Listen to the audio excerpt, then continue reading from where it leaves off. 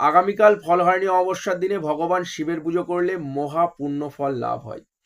এই দিন শিবলিঙ্গে যদি আপনি এই দুটি জিনিস নিবেদন করে সৎ উদ্দেশ্য নিয়ে কোনো মনস্কামনা জানান, কোনো প্রার্থনা জানান, আপনার সেই প্রার্থনা পূরণ হবেই হবে, আপনার সেই মনস্কামনা পূরণ হবেই হবে। এই দিন শিবলিঙ্গে অবশ্যই যেমন পুজো করছেন, অর্থাৎ পঞ্চামৃত, দুধ, দই, ঘি, মধু, পাঁচ ফল, ধূপকাঠি যেমন পুজো করছেন করুন। তার সাথে সাথে অবশ্যই 108টা বেলপাতা এবং 108টা চাল নেবেন, আতপ চাল।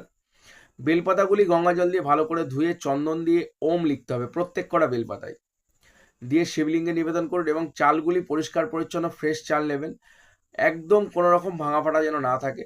শিবলিঙ্গে নিবেদন করে ওম নমঃ শিবায় মন্ত্রটি কন্টিনিউয়াসলি জপ করতে করতে নিজের মনস্কামনা জানিয়ে ভগবান শিবের কাছে প্রার্থনা করুন। আপনার প্রার্থনা পূরণ হবেই হবে। করে দেখুন, খুব ভালো উপকার পাবেন। ভিডিওটা যত পারো শেয়ার করো যাতে আরো বহু মানুষের কাছে পৌঁছয়।